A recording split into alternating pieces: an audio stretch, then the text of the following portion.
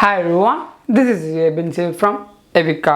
അങ്ങനെ നമ്മുടെ iOS 17.1 beta 2 ഇപ്പോൾ റിലീസ് ആൻഡ് ഈ ഒരു അപ്ഡേഷൻ വന്നിരിക്കുന്നത് ഏകദേശം 636 MB-ലാണ് എൻ്റെ ഐഫോൺ 11-ൽ വന്നിരിക്കുന്നത്. മിക്കവാറും എല്ലാ ഡിവൈസിലും ഒരു 1 GB താഴത്തായിരിക്കും ഈ ഒരു അപ്ഡേഷൻ വന്നിരിക്കുന്നത്. അതോടൊപ്പം തന്നെ ആപ്പിൾ iPadOS 17.1 ബേറ്റ 2 റിലീസ് ചെയ്യുന്നുണ്ട്, watchOS 10.1 beta 2 release and macOS 14.1 beta 2 release and tvOS and HomePodOS 17.1 beta 2 release and നമ്മുടെ visionOS beta 4 release and നേരത്തെ ഉണ്ടായ macOSൻ്റെ മോൺട്രെയിനും അതേപോലെ വെഞ്ചൂറക്കും പുതിയ RC റിലീസും ആപ്പിൾ റിലീസ് ചെയ്യുന്നുണ്ട്. നമ്മുടെ iOS 17.1 ബേറ്റ 2 വിശേഷം പറയാൻ തൊട്ട് മുമ്പായിട്ട് ഞാൻ നിങ്ങളെല്ലാവരും നമ്മുടെ സ്വന്തം ആപ്പിൾ ടെലിഗ്രാം കമ്മ്യൂണിറ്റിയിലേക്ക് ഇൻവൈറ്റ് ചെയ്യണം. അവിടെ ജോയിൻ ചെയ്യുകയാണെങ്കിൽ ആപ്പിൾ ഇടുന്ന ഓരോ പുതിയ leaks, rumours, updates, news and wallpapers നിങ്ങൾക്ക് ലഭിക്കുന്നതായിരിക്കും. അപ്പോൾ അവിടെ ജോയിൻ ചെയ്യാൻ ലിങ്ക് ഞാൻ നമ്മുടെ ഡിസ്ക്രിപ്ഷൻ ബോക്സിൽ കൊടുത്തേക്കാം, അല്ലെങ്കിൽ ഈ കാണുന്ന QR കോഡ് ജസ്റ്റ് ഒന്ന് സ്കാൻ ചെയ്താൽ മതി. ഇപ്പോൾ തന്നെ നിങ്ങൾക്കൊരു ആപ്പിൾ ടെലിഗ്രാം മെമ്പറായിട്ട് മാറാൻ പറ്റുന്നതാണ്. തുടക്കം തന്നെ നമ്മുടെ ഈ അപ്ഡേഷൻ്റെ ബിൽ നമ്പറിൽ നിന്ന് സ്റ്റാർട്ട് ചെയ്യാം. അതിന് സെറ്റിങ്സിലേക്ക് പോവാം.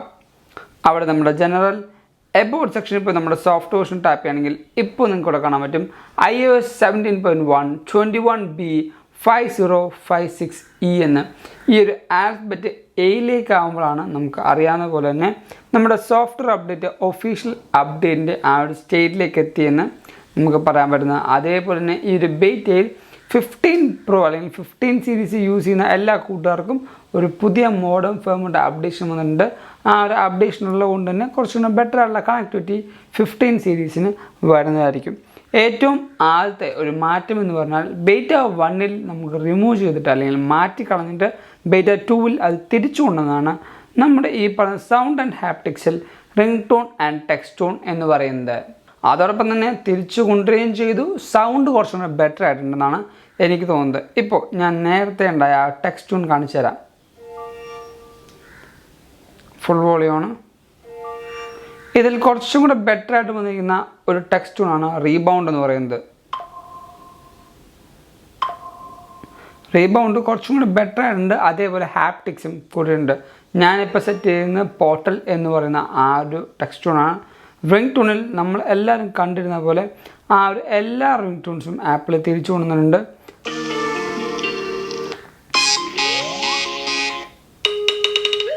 നേരത്തെ ഉണ്ടായ റിംഗ് ടൂൺസൊക്കെ എവിടെയെന്ന് വെച്ചാൽ നമ്മുടെ ക്ലാസിക്കിലേക്ക് ആപ്പിൾ പിന്നെയും തിരിച്ച് ബാക്കിലേക്ക് തന്നെ കൊണ്ടുവന്നിട്ടുണ്ട്. അതുകൊണ്ട് തന്നെ നമുക്ക് പുതിയ ഒരു റിംഗ് ടൂൺ കളക്ഷൻ അല്ലെങ്കിൽ ആ നേരത്തെ ഉണ്ടായ റിംഗ് ടൂൺ കളക്ഷൻസ് കുറച്ചുകൂടെ ബെറ്റർ ആയിട്ടും സൗണ്ട് എൻഹാൻസ്ഡുമായിട്ട് ആപ്പിൾ കൊണ്ടുവന്നിട്ടുണ്ട്. നമ്മുടെ അടുത്ത വന്നിരിക്കുന്ന മാറ്റം 15 Proയിലും 14 Proയിലും മാത്രമാണ്. അതായത് AOD ഉള്ള ഡിവൈസ് മാത്രമാണ് നമുക്ക് ആ ഒരു ഓപ്ഷൻ വന്നിരിക്കുന്നത്. ഈ നമ്മുടെ സെറ്റിങ്സിലേക്ക് പോവാം.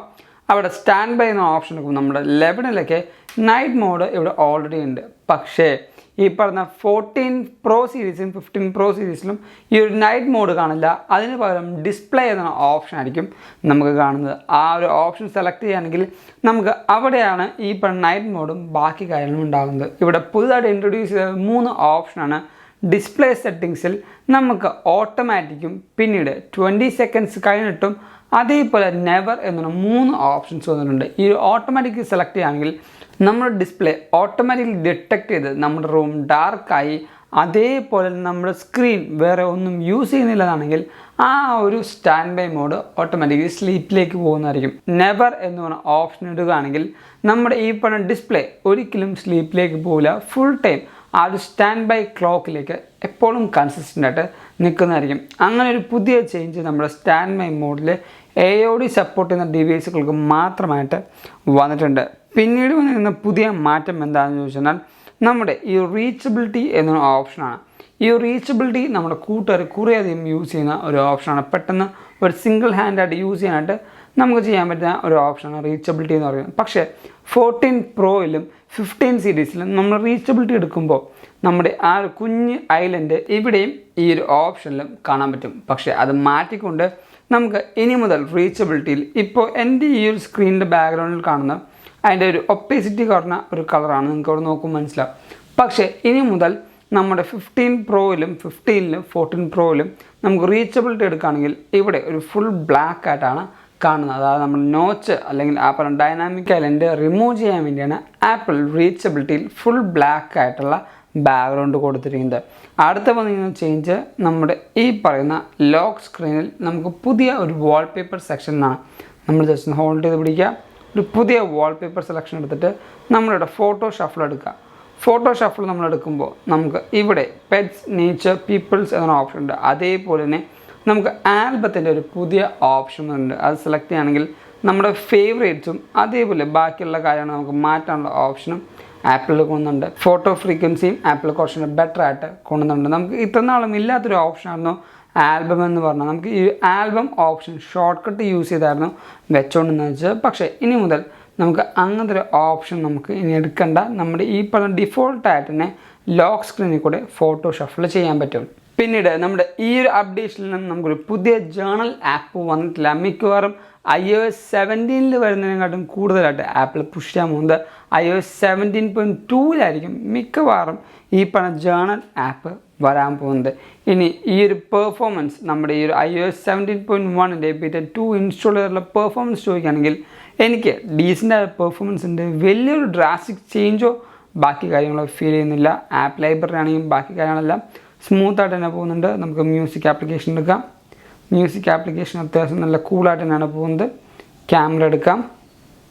ക്യാമറയും അത്യാവശ്യം പെട്ടെന്ന് ലോഞ്ച് ആകുന്നുണ്ട്. ബാക്കി കാര്യങ്ങളെല്ലാം നമുക്ക് വരുന്നുണ്ട്. ഇനി ഈ ഒരു പെർഫോമൻസിൻ്റെ ഗീക്ക് ബെഞ്ച് സ്കോറിൻ്റെ റിസൾട്ട് നമുക്ക് ഏറ്റവും ലാസ്റ്റ് നമുക്ക് ടെസ്റ്റ് ചെയ്യാവുന്നതാണ്. ഇനി അടുത്തൊരു കാര്യമാണ് തെർമൽ മാനേജ്മെൻറ്റ് എന്ന് പറയുന്നത്. iPhone 15 സീരീസിൽ ഏറ്റവും കൂടുതൽ പ്രശ്നം വരുന്നൊരു കാര്യമാണ് ഈ പറഞ്ഞ തെർമൽ മാനേജ്മെൻറ്റ് അല്ലെങ്കിൽ ഈ പറഞ്ഞ ഹീറ്റിൻ്റെ ഇഷ്യൂ എന്ന് പറയുന്നത്. ഹീറ്റിൻ്റെ ഇഷ്യൂയുടെ കാര്യം ആപ്പിൾ കൺസേൺ ചെയ്തിട്ട് നോട്ട് ചെയ്തിട്ട് പറയുന്നത് ഇൻസ്റ്റാഗ്രാമും അതേപോലെ യൂബറും യൂസ് ചെയ്യുമ്പോഴാണ് ഏറ്റവും കൂടുതൽ ഈ പറഞ്ഞ പ്രോസസ്സിങ് കാര്യങ്ങൾ വരുന്നത്. അതുകൊണ്ട് തന്നെ നമുക്ക് അതിൻ്റേതായ കുറേയധികം തെർമൽ കുഴപ്പങ്ങൾ വരുന്നുണ്ടെന്നാണ് ആപ്പിൾ അഡ്രസ്സ് ചെയ്തിട്ട് പറയുന്നത്. അടുത്തതായിട്ട് നമ്മുടെ ബാറ്ററിയുടെ കാര്യം പറയുകയാണെങ്കിൽ ഓരോ വീഡിയോയിലും ഞാൻ ബാറ്ററിയുടെ കാര്യം പറയുന്നത് ഏറ്റവും കൂടുതൽ ഐഫോൺ യൂസേഴ്സ് കൺസേൺ ചെയ്യുന്ന ഒരു കാര്യമാണ് ബാറ്ററി എന്ന് പറയുന്നത്. അതുകൊണ്ട് തന്നെയാണ് ഓരോ അപ്ഡേഷന് ശേഷം ബാറ്ററി പെർസെൻറ്റേജും അതേപോലെ ബാറ്ററി ലോഗും ഞാൻ എൻ്റെ വീഡിയോയിൽ പറയുന്നത്. ഇപ്പോൾ എൻ്റെ ബാറ്ററി ഹെൽത്ത് എന്ന് പറഞ്ഞാൽ 83% ആയിട്ട് ഇപ്പോൾ നിൽക്കുന്നുണ്ട്. എൻ്റെ ഒരു കൺസിസ്റ്റൻറ്റ് സബ്സ്ക്രൈബർ ആണെന്ന് നിങ്ങൾക്ക് മനസ്സിലാവും. ഈ പറഞ്ഞ മാക്സിമം കപ്പാസിറ്റിയിൽ 83 തന്നെ കൺസിസ്റ്റൻ്റ് ആയിട്ട് iOS 16-ലും 17-ലും എനിക്ക് റൺ ചെയ്യുന്നുണ്ട്. എൻ്റെ ബാറ്ററി ലോഗ് നിങ്ങൾക്ക് നോക്കുമ്പോൾ മനസ്സിലാവും. അത്യാവശ്യം നല്ല രീതിക്ക് തന്നെ ഞാൻ എൻ്റെ ബാറ്ററി യൂസ് ചെയ്യുന്നുണ്ട്. എൻ്റെ സ്ക്രീൻ ഓൺ ടൈം എന്ന് പറഞ്ഞാൽ 3 മണിക്കൂറും 42 മിനിറ്റുമാണ്. എൻ്റെ സ്ക്രീൻ ഓഫ് ടൈം എന്ന് പറഞ്ഞാൽ 1 മണിക്കൂറും 32 മിനിറ്റുമാണ്. എൻ്റെ ഈ പറഞ്ഞ സോഷ്യൽ മീഡിയ ഹാൻഡിലിങ്ങും നിങ്ങൾക്ക് മനസ്സിലാവും. അത്യാവശ്യം നല്ല രീതിക്ക് തന്നെയാണ് ഞാൻ ഈ പറഞ്ഞ ഡിവൈസ് യൂസ് ചെയ്യുന്നത്. ഇനി നമ്മുടെ ഈ പറഞ്ഞ ഗീക്ക് ബെഞ്ച് സ്കോർ റിസൾട്ട് നമുക്കൊന്ന് ട്രൈ ചെയ്ത് നോക്കാം. ഇപ്പോൾ നമ്മുടെ ഈ പറഞ്ഞ CPU-ൻ്റെ ബെഞ്ച് മാർക്ക് നമുക്കൊന്ന് ടെസ്റ്റ് ചെയ്തിട്ട് തിരിച്ചു വരാം. അങ്ങനെ നമ്മുടെ ഗീക്ക് ബെഞ്ച് സ്കോർ റിസൾട്ട് നമുക്ക് വന്നിട്ടുണ്ട്. ഇവിടെ സിംഗിൾ കോറിൽ വരുന്നത് 1715 ആണ്. മൾട്ടി കോറിൽ വരുന്നത് 3506 അത്യാവശ്യം ഡീസൻ്റ് ആയ ഒരു പെർഫോമൻസ് ഈ പറഞ്ഞ iPhone 11-ൽ ലഭിക്കുന്നുണ്ട്.